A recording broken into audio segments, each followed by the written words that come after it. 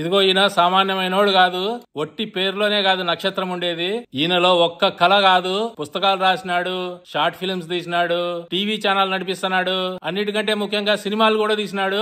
ఏంట్రా వీళ్ళంతా ఇలా ఉన్నారు అనుకుంటున్నారా? వీళ్ళ ఫ్యామిలీ మొత్తం ఇంత అంతా కళాకారులే. మీరందరూ ఇన్స్పైర్ అయ్యేలా అసలు ఈయన వర్క్ అంతా ఎట్లా చేసినాడు. ఇప్పుడు లేటెస్ట్ గా ఒక సినిమా కూడా రిలీజ్ అవుతుంది ఈ వీకెండ్. ఆ సినిమా గురించి చెప్తాడు. అన్ని తెలుసుకుందాం, మొత్తం ప్రాసెస్ అంతా కూడా ఏం చేసినాడు, ఎట్లొచ్చింది అంతా కూడా. వేణు నక్షత్రం గారు, welcome to USA Raja channel. చాలా ఎక్సైటింగ్ థింగ్ జరుగుతుంది. ఈ వీకెండ్ లో ఒక సినిమా వస్తుంది. ఆ సినిమా పేరేంటి సార్? వేణు నక్షత్రం గారు. అందెల రవ మీది. రిలీజ్ డేట్ ఎప్పుడు? దాంట్లో ఆర్టిస్టులు ఎవరు? అసలు మీ పాత్ర ఏంది ఈ సినిమాలో? సెప్టెంబర్ 19th కి రిలీజ్ అవుతుంది హైదరాబాద్ లో, 2 స్టేట్స్ లలో, మళ్ళీ కొన్ని సిటీస్ లలో కూడా నడుస్తున్నది.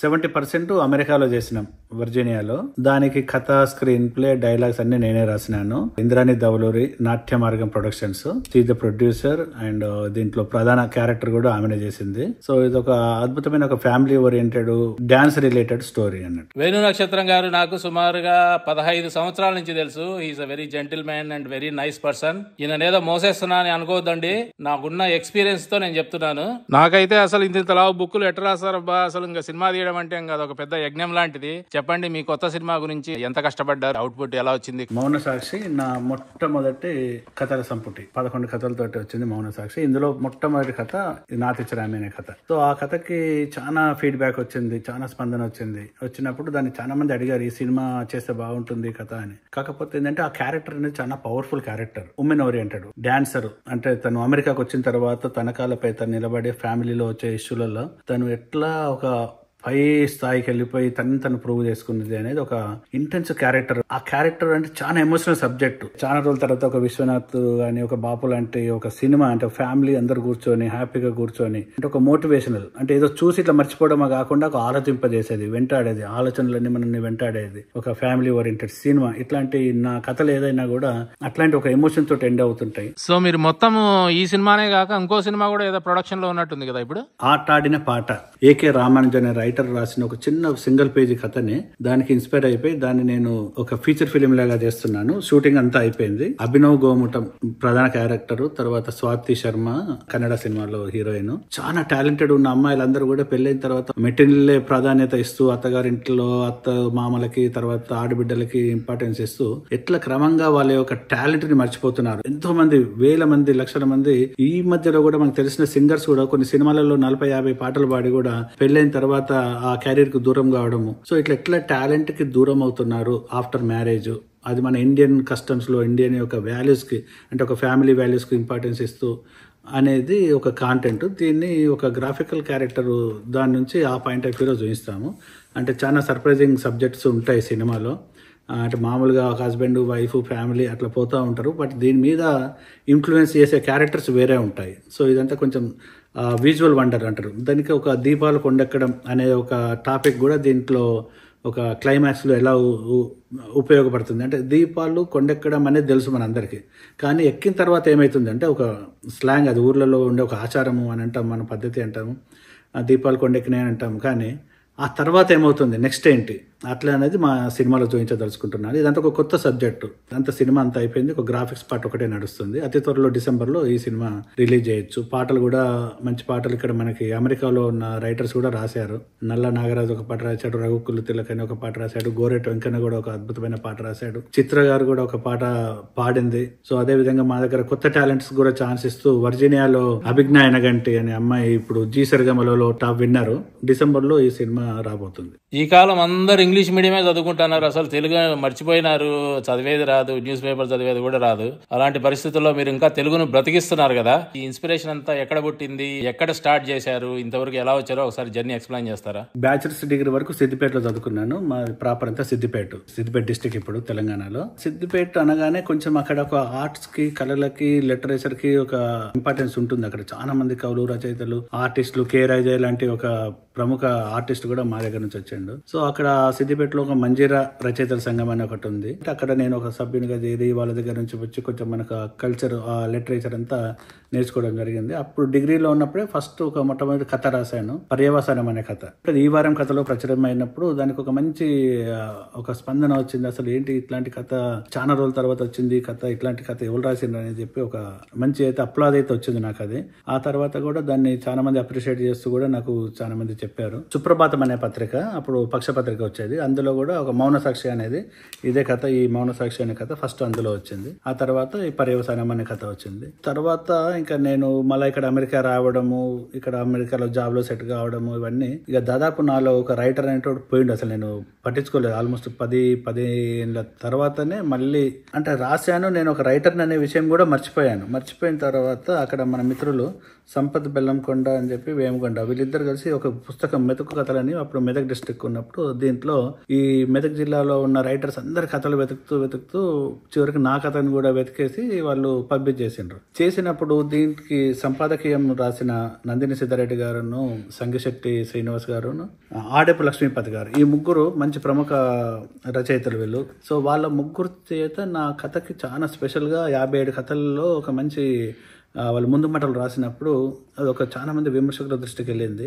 అట్లా వెళ్ళినప్పుడు కొద్దిమంది ఉస్మానియా యూనివర్సిటీ స్టూడెంట్స్ కూడా నా కథల మీద కూడా రీసెర్చ్ చేశారని విన్నాను. ఆ తర్వాత ఇప్పుడు నా దగ్గర కాపీ అయితే దొరకలేదు కానీ, సో ఈ కథల ద్వారా నాలోని రచయితను మళ్ళీ బయటకు తీసుకొచ్చింది సంపత్ కుమార్ బెల్లంకొండ. ఈ కథ ఇంత మంచిగా వస్తుంది, ఎంతో మంది అడుగుతున్నారు, నువ్వు ఎందుకు రాస్తలేవు అని చెప్పేసి, ఆయన ఎక్కడో మెదక్ జిల్లా చేగుంటలో ఉంటాడు, నా అడ్రస్ వెతుకొని అమెరికాకి నాకు ఫోన్ చేసిండు. అంటే ఇప్పుడు నేను మళ్ళీ రైటర్గా ఈ పుస్తకాలు ఇవన్నీ రాసినాను అంటే, ఒక రైటర్గా పునర్జన్మ వచ్చిందంటే ఆయనతోటి, ఈ పుస్తకంతో, మెదక్ కథలతో. ఎందుకు రాయొద్దని ఏం లేదు కానీ ఇక్కడ ఉన్న ప్రెషర్స్, ఇక్కడ ఉన్న జాబ్ టెన్షన్, కొత్త సంస్కృతి, కొత్త లాంగ్వేజ్ ఇవన్నీ నేర్చుకోవాలి కదా. ఆయన చెప్పిన తర్వాత ఒకటే 1 year లోపల వేయగలిగినాం, మొత్తం రాసేసి చాలా పత్రికలలో కథలు అప్పుడు వచ్చిన తర్వాత మౌన సాక్షి అనే పుస్తకం వేసినాము. ఇది హైదరాబాద్లోనే రవీంద్ర భారతిలో రిలీజ్ చేసినప్పుడు కూడా దీనికి మన కె శ్రీనివాస్ లాంటి వారు, ఆంధ్రజ్యోతి ఇంతకుముందు ఎడిటర్గా ఉంటుండే సంపాదకీయులు, తర్వాత మన రవీంద్ర పస్నూరి, నందిని సిద్ధారెడ్డి సార్, ఇట్లాంటి వాళ్ళందరూ వచ్చి కూడా కథలను చాలా ప్రోత్సహించారు. బాగున్నాయి కథలు, నువ్వు ఎందుకు రాస్తలేవు అని చెప్పేసి. ఆయన రవీంద్ర పస్నూరి ఏమనంటే 30 ఏళ్ల కింద రావాల్సిన పుస్తకం ఇది, ఇంత లేట్గా వచ్చిందని చెప్పేసి ఆయన అడగడము. మన కె శ్రీనివాస్ గారు వచ్చేమో, అసలు నీ కథల్లో ఒక మంచి సాఫ్ట్వేర్ ఉంది, అంటే నువ్వు సాఫ్ట్వేర్ ఇంజనీర్ కావచ్చు, నీ పెన్నులోనే ఒక సాఫ్ట్వేర్ నింపుకున్నట్టున్నావు, ఒక మంచి బెస్ట్ స్క్రీన్ ప్లే ఉంది నీ కథల్లో అని చెప్పేసి. అశ్రు ఒకటి అనే కథ కూడా చాలా అద్భుతంగా ఉంటుంది కథ. సో ఇట్లా మంచి అప్లాదులు వచ్చినాయి. వెంటనే మళ్ళీ తర్వాత కొద్ది రోజులకి అరుగు అనే ఒక పుస్తకం కూడా, ఇది కూడా 11 కథలతో రాశాను. అంటే ఎక్కువ వరకు నా దాంట్లో ఉమెన్ ఓరియంటెడ్ కథలే ఉంటాయి. ఈ రత్నమ్మ అనే కథ చాలా అద్భుతంగా వచ్చింది. అసలు దీనికి ఎంతో మంది, అంటే ఒక ముసలమ్మ స్టోరీని చిన్న యువకులు, అంటే యూత్ మన 26, 30s లో ఉన్న వాళ్ళు కూడా ఈ కథ చదివి నాకు స్పందించడం అంటే నాకు చాలా నాకు షాకింగ్ లాగా అనిపించింది. అరే ఇప్పుడు ఏదో ఈ ముసలోళ్ళ కథ ఎవరు చదువుతారు అక్కడ పడేస్తారేమో అనుకున్నాను, కానీ వాళ్ళు చెప్పిన కామెంట్స్ రాయడము, అవన్నీ స్పందనలు ఫేస్బుక్లో కూడా, అంటే మా అమ్మమ్మ మా నాయనమ్మను ఉంటే ఇప్పుడు ఈ విధంగా ఉండకపోతుంటే, నేను ఆమెను ఇంకో టైప్లో చూస్తుంటే, మీ కథ చదివిన తర్వాత మన ఊర్లలో ఉన్న ఈ పెద్ద మనుషులు వాళ్ళ హృదయాలు ఎలా ఉంటాయి, వాళ్ళ ఊర్లో ఈ అరుగు మీద కూర్చొని ముచ్చట చెప్పుకునే వాళ్ళని తీసుకొచ్చి హైదరాబాద్లో ఒక అపార్ట్మెంట్లో డోర్లు బంద్ ఇచ్చేసి బయటకు పోవద్దు, తిరగద్దు అని చెప్పినప్పుడు వాళ్ళ పరిస్థితి ఎలా ఉంటుంది అనేది బ్యాక్ అండ్ ఫోర్త్ ఈ స్క్రీన్ ప్లే తోటి కథ రాయడం జరిగింది. దాన్ని కూడా వెల్దండి శ్రీధర్ గారు కూడా ఒక మంచి సమీక్ష రాశాడు సారంగలో. సో అది అయిన తర్వాత నేను ఇంకా రైటర్గా ఈ శ్రీగీతం అనే నవల ఒకటి రాశాను. దీనికన్నా ముందు ఇంపార్టెంట్ చెప్పుకోవాల్సింది ఏంటంటే, మౌన సాక్షి అనే కన్నడ పుస్తకం. మౌన సాక్షి తెలుగులో రాసిన ఈ కథలు శుభమంగళ అనే ఒక madam, professor, Karnataka Bengaluru university, తను 3 కథల్ని అక్కడ ప్రముఖ పత్రికలకు పంపించింది, అంటే ట్రాన్స్లేట్ చేసి కన్నడంలో. మంచి స్పందనలు వచ్చినాయి. కన్నడంలో కూడా అద్భుతమైన కథలని పేరు వచ్చినప్పుడు వెంటనే ఇక్కడ వంశీ పబ్లిషర్స్ అని చెప్పేసి వాళ్ళు నాకు ఫోన్ చేసి నీ కథలు చాలా బాగున్నాయి, మాకు పర్మిషన్ ఇయ్యి, మేము మొత్తం కన్నడంలో వేస్తామన్నారు. అంటే ఈ రోజుల్లో ఒక్కొక్క పెద్ద రైటర్లకే కొన్ని 100 పుస్తకాలు రాసిన తర్వాత వాళ్ళకి అనువాదానికి, అంటే వేరే భాషలో అనువాదానికి ఛాన్స్ వచ్చింది. నాకు ఒకటే పుస్తకం వేయగానే దానికి ఛాన్స్ రావడం అనేది నాకు ఒక మంచి అవకాశం. వెంటనే నేను ఏమాత్రం ఆలోచించకుండా వేసి చెప్పాను. సో అట్లా చెప్పిన కొద్ది రోజులకే మౌన సాక్షి అనే కన్నడ పత్రిక ఇది బెంగళూరులో రవీంద్ర కళాక్షేత్రంలో రిలీజ్ అయింది.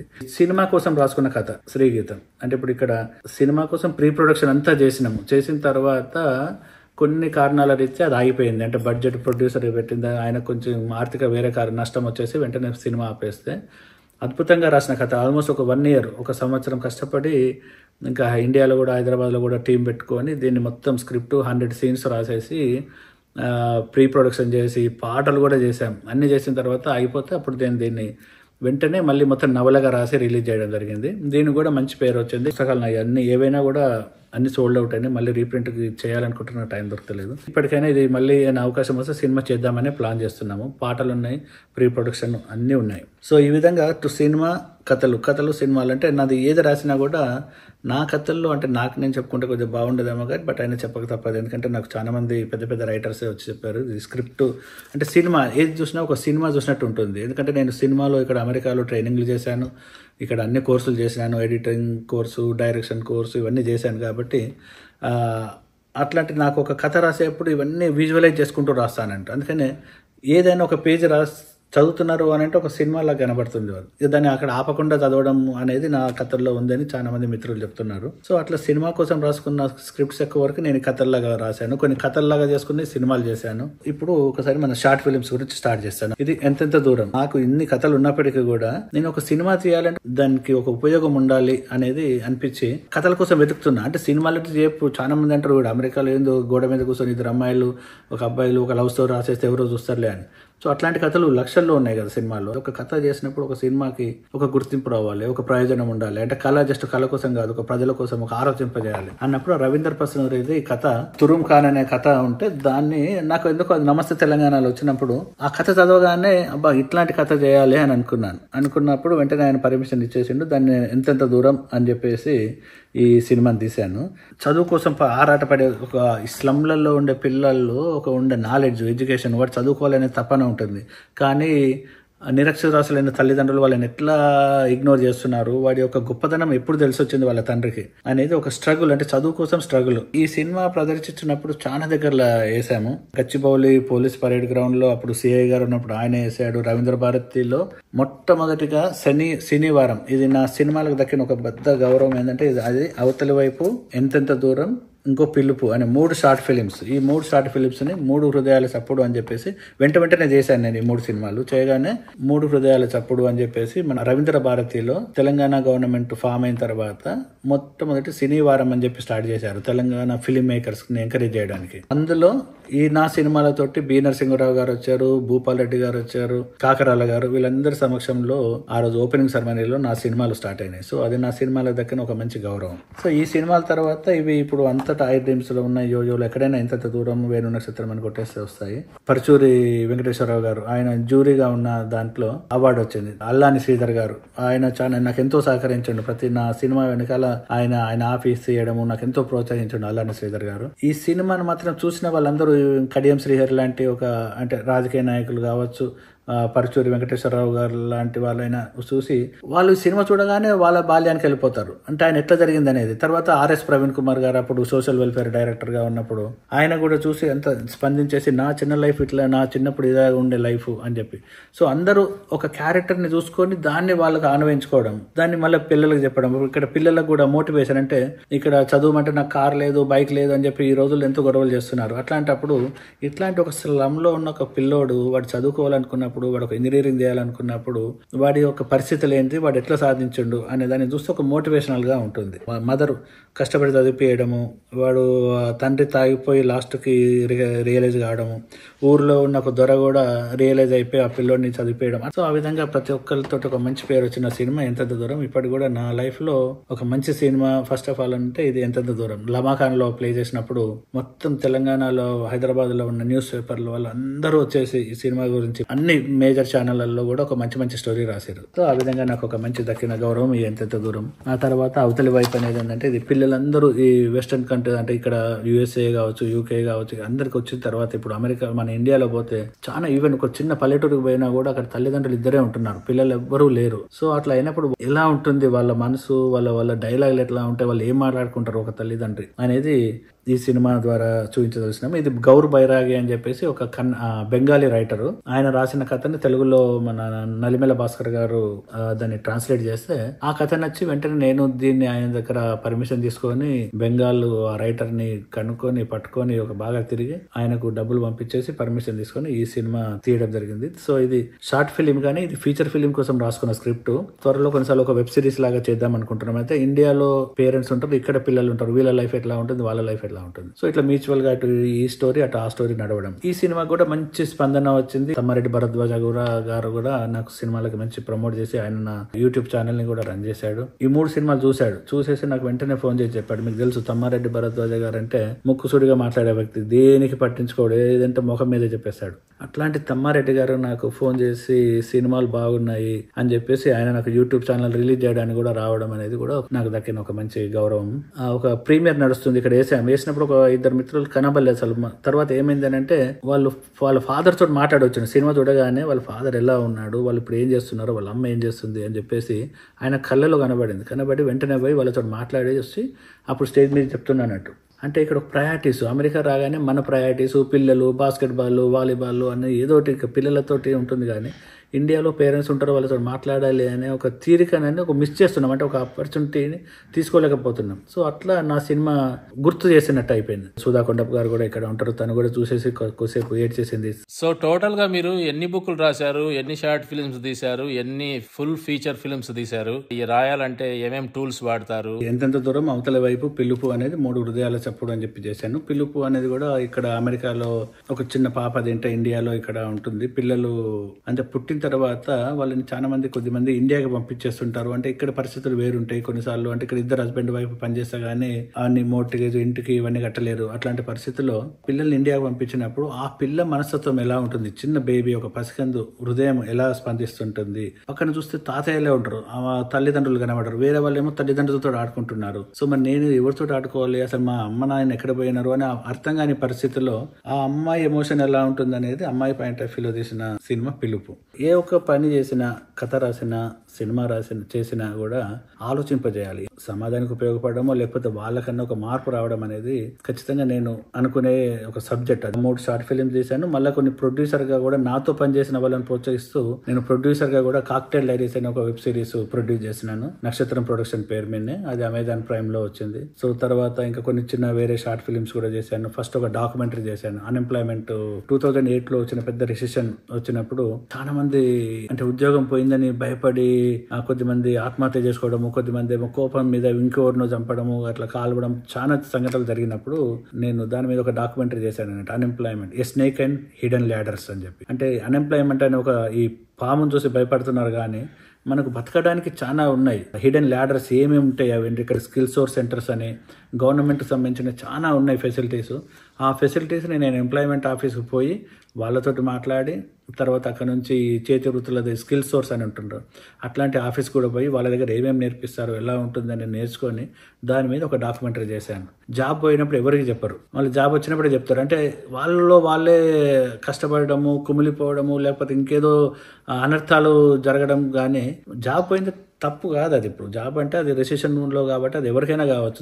దానికి భయపడి ఎందుకు పోవాలి? జాబ్ అయినప్పుడు 10 మంది చెప్పుకుంటేనే ఇంకో దగ్గర రావచ్చు కదా అనే ఒక ఉద్దేశంతో అంటే మేము మాట్లాడి చూసినాం చాలా మందిని. ఇట్లా ఎందుకు వచ్చిన జాబ్ కోసం ఎంప్లాయ్మెంట్ ఆఫీస్ పోతే కూడా వాళ్ళు ముఖం చాటేస్తున్నారు. ఏదో అంటే జాబ్ పోతే ఏదో అన్యాయం, వాళ్ళు ఏదో తప్పు చేసినట్టు ఫీల్ అవుతున్నారు. సో అట్లా కాదు కదా, ఇది ఒక చాలా ఉన్నాయి, మనకు ఫీచర్స్ ఉన్నాయి. జాబ్ లేదు అనుకున్నప్పుడు దాన్ని సంపాదించుకోవడానికి మళ్ళీ కొన్ని మిత్రులని అడగాలి, లేకపోతే ఎంప్లాయ్మెంట్ సోర్సెస్ అవి ఉంటాయి, అక్కడ వాళ్ళ పేరు రిజిస్టర్ చేసుకోవడం, ఇవన్నీ చాలా ఉంటాయి. కానీ భయపడి పారిపోతే కాదు. దానివల్ల అంటే కాలిఫోర్నియాలో ఒక పెద్ద సంఘటన జరిగింది. 2 ట్విన్స్ ప్లస్ ఒక అమ్మాయి, వాళ్ళ అత్తగారు ఇండియా నుంచి వస్తే ఆమె 5గురిని చంపేసి వాడు చచ్చిపోయాడు. అది బాగా సంచలనమైన వార్త జరిగింది. ఎందుకు అని అంటే జాబ్ పోయింది, షేర్ మార్కెట్లో పెట్టిన డబ్బులు పోయినాయి, దానికోసం వాళ్ళందరినీ చంపేసాను. ఆ సంఘటన తర్వాత నేను ఈ డాక్యుమెంటరీ చేయాల్సి వచ్చింది. సమాజంలో ఏది జరిగినా కూడా దానికి ఒక స్పందనగా నేను కథ రాయడమో, కవిత రాయడమో, ఆలోచించడమో, అంటే మళ్ళీ ఒకసారి అట్లాంటివి జరగకూడదు అని నా ఉద్దేశం. దాన్ని ఆలోచిస్తే ఓ 10 మందికి పంచుకుంటే దానికి ఒక సొల్యూషన్ దొరకచ్చు అనేది నా ఉద్దేశం. ఏ కథ రాసినా, ఏ కవిత రాసినా, ఏ పాట రాసినా కూడా. అంతేకాదు మీకు పిలుపు టీవీ అని కూడా ఉంది కదా? పిలుపు టీవీ ఉంది అంటే నేను దానికి సపోర్ట్ చేస్తాను. అది మా ఫ్యామిలీ, మా వైఫ్ అవంతిక తను చూసుకుంటుంది. అంటే స్క్రిప్ట్ పరంగా అవి ఏమైనా కావాలంటే ఐడియాలు ఇస్తాను, బట్ మొత్తానికి వాళ్ళే మేనేజ్ చేస్తారు. ఎడిటరు, మా పిల్లలు కూడా కెమెరా వర్క్ చేస్తారు. ఇక్కడ లోకల్లో అమెరికాలో ఉన్న ఏ ఈవెంట్ అయినా కూడా సమాజానికి ఉపయోగపడే ఈవెంట్స్ అన్నింటినీ కూడా రికార్డ్ చేసేసి దాన్ని మా పిలుపు టీవీ యూట్యూబ్ ఛానల్లో పెడతాము, ఫేస్బుక్ లో కూడా ఉంది, వాట్సాప్ లో కూడా ఉంది. మేము అంటే లాభాపేక్ష లేకుండా చేస్తున్నాం. అంటే సమాజానికి ఇట్లాంటిది ఒక అవసరము, ఇట్లాంటి ఒక కార్యక్రమం ఉండాలి, ఇట్లాంటి ఒక పిల్లలు డ్యాన్స్ చేస్తున్నారు, ఒక మంచి అద్భుతంగా ఎంతో కష్టపడి నేర్చుకుని ఒక స్టేజ్ మీద డ్యాన్స్ చేస్తున్నారు. సో అట్లాంటిది ఒక 10 మందికి చేరితే బాగుంటుంది కదా. మన కల్చర్ అంటే ఒక మన సంస్కృతి అనేది ఇట్లా వ్యాప్తి చేయడానికి, లోకల్ టాలెంట్స్ ని ఎంకరేజ్ చేస్తూ మన తెలుగు భాషని కూడా ప్రచారం చేయడానికి నా ఛానల్ పేరు పిలుపు అని పెట్టాను. చాలా మంది అడిగారు, ఎందుకు దానికి ఏదైనా నువ్వు ఇక్కడ ఇంగ్లీష్ దేశం కదా, ఇక్కడ ఏదైనా ఇంగ్లీష్ లో పెట్టొచ్చు కదా ఏదో ఛానల్ అని. నా ఉద్దేశం ఏంటంటే కనీసం ఇప్పుడు నాకు తెలిసిన చాలా మంది అమెరికన్స్ మా ఇక్కడ వర్జీనియాలో వాట్ ఈస్ పిలుపు అంటే వాళ్ళు చెప్తారు, కాలు లేకపోతే ఒక పిలవడం అంటే ఇట్లా ఉంటుంది అని చెప్పేసి వాళ్ళందరికీ తెలిసి, అంటే కనీసం ఒక మాట నేర్చుకోవాలి తెలుగు అనేది. పిలుపు అని పెట్టాను. మన తెలుగు రాష్ట్రాల్లో కూడా అన్ని number 9, 10, TV 9, TV 5, TV 10, TV X, TV Y. ఎందుకంటే తెలుగు ఛానల్ ఆ విధంగా ఇప్పుడు చాలా మంది ఈజ్ పిలుపు టీవీ గాయ్ అని చెప్పేసి మనకి ఒక రికగ్నైజేషన్ అయితే వచ్చింది మా కమ్యూనిటీకి అందరికి. అట్లా పిలుపు టీవీ ద్వారా కూడా మా ఫ్యామిలీ అందరి సహకారంతో అది నడుస్తుంది. నేను దానికి కొంచెం ఐడియాలు ఇస్తాను అంతే, మిగతాదంతా టెక్నికల్ గా. అంటే నాదంతా నా మెయిన్ బేసిక్ అంతా రైటింగ్స్. ఎట్లా రాస్తారు స్టోరీస్? ఏ టూల్ వాడతావు? టూల్ అంటే మాకు సెల్టెక్స్ అనేది ఒక స్క్రిప్టింగ్ మూవీ స్క్రిప్ట్ ఉంటుంది, సెల్టెక్స్.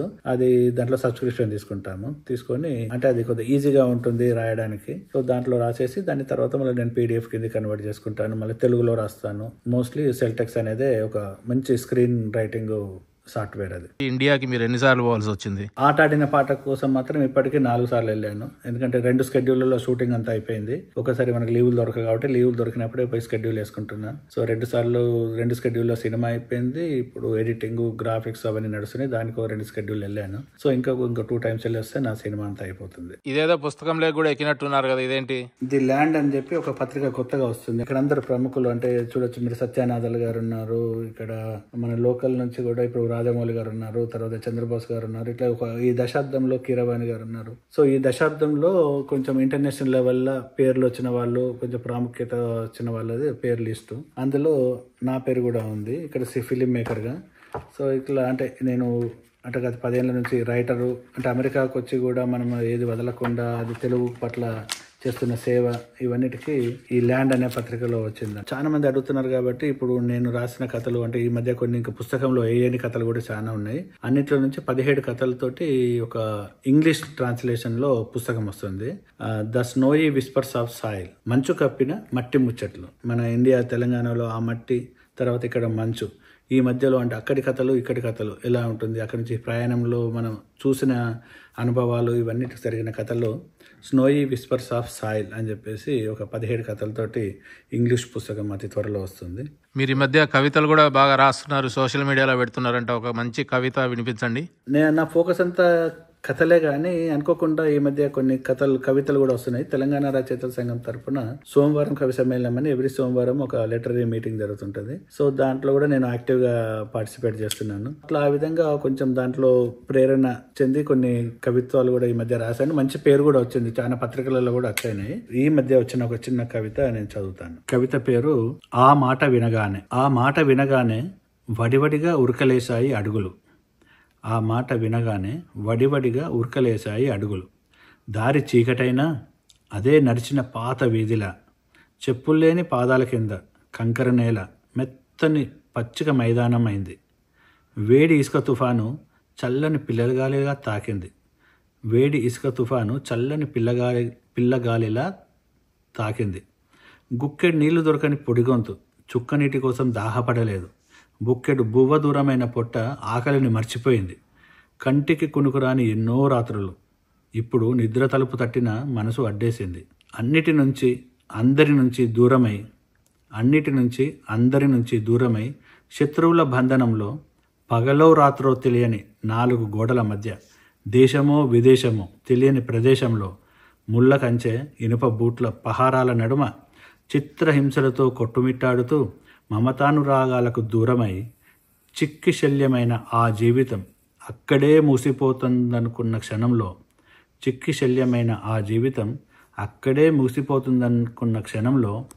యు ఆర్ ఫ్రీ నౌ అన్న ఒకే ఒక మాట మసకబారిన మనసులో వసంతం చిగురించి ఆవిరైన ఆశలన్నీ ఒక్కసారిగా రంగులమయమై పులకరించినప్పుడు దొరికిన పిడికెడు స్వేచ్ఛ రెక్కలు విప్పుకొని తన వాళ్ళను వెతుక్కుంటూ విహంగమై విహరిస్తుంటే శరీరం ఇంకేం సుఖాన్ని కోరుకుంటుంది. అంటే విదేశీ కానీ స్వదేశీ అని కావచ్చు, కొన్నిసార్లు కొద్దిమంది వాళ్ళకి అసలు ఏం తప్పు చేస్తున్నావో తెలియదు తీసుకుపోయి పడేస్తారు. అంటే స్పై అని చెప్పేసి, లేకపోతే నువ్వు దేశానికి వచ్చిన గోడ దూసుకొచ్చినవా, లేకపోతే నువ్వు స్పైయా అని చెప్పేసి తెలియకుండా కొన్ని జైళ్ళలో మగ్గుతున్నారు వేల మంది. మనం చూస్తుంటాము, జాలర్లు నీళ్ళలో పోతే వాళ్ళని పట్టుకుపోయి లోపల పడేస్తారు, అసలు ఎక్కడ పోయారో కూడా తెలియదు. సో ఇట్లా వాళ్ళ జీవితం ముగిసిపోయింది అనుకున్న టైంలో మళ్ళీ వాళ్ళకి ఎక్కడో సమాచారం దొరికేసి ఫ్రీ అన్నప్పుడు ఆ భావన ఎలా ఉంటుంది. అంతేందుకు ఇప్పుడు మనకు ఇజ్రాయెల్ పాలస్తీనా జరిగినప్పుడు కూడా అటు వీళ్ళు వాళ్ళని పట్టుకొని లోపల చేసిండ్రు, అంటే అటు వీళ్ళు కావచ్చు ఎవరైనా కావచ్చు, బందీలు అయినప్పుడు వాడు జీవితం అయిపోతున్నప్పుడు ఒకసారి బయటకు వస్తే ఎట్లా ఉంటుంది స్వేచ్ఛ అనేది ఒక పద్యము. దానికి కూడా మంచి పేరు వచ్చింది. ఏదో ఒకటి కవిత్వము కథలు ఎప్పుడు రాస్తూనే ఉంటాం, రాయడమే నా పని. వేణు నక్షత్రం నా ఫ్రెండ్ గా ఉండడం నాకు చాలా గర్వకారణంగా ఉంది. వేణు గారు, thank you so much for your time. Experience అంతా మా ఆడియన్స్ తో షేర్ చేసుకున్నందుకు. రాబోయే ఆటాడిన పాట అనే సినిమాకి I wish you the all the best. ఒక గొప్ప డైరెక్టర్ గా, ఒక గొప్ప రచయితగా, ఒక ఫిల్మ్ మేకర్ గా ఫ్యూచర్ లో చూడాలని wish you all the best.